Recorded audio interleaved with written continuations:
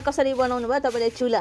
Process के हो A few moments later. Hello guys है भर्खर स्कुलबाट आएको र यस्तो बेसी घाम लागेको छ दसैँको घाम भनौँ है र भर्खर स्कुलबाट आएको होइन र आमाले चाहिँ चुला बनाउनु भएको छ कि माटोको त्यो देखाउँछु तपाईँहरूलाई है लु है हाम्रो आमाले माटोको चुला बनाउनु भएको अरे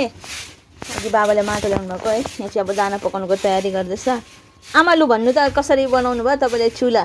प्रोसेस के हो यहाँ आएर भन्नुहोस् चुला बिग्रेको थियो कि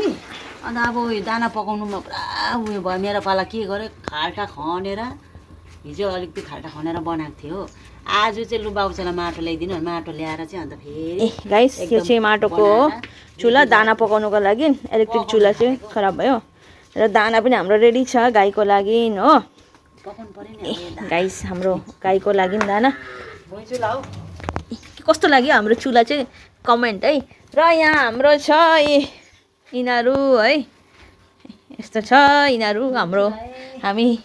गाउँको मान्छे बस्तीयार भएको छु मैले त है सो कस्तो लाग्यो लु कमेन्ट है चुला विशेष गरी चुला कस्तो लाग्यो कमेन्ट गर्नुहोस् ल नाइटमा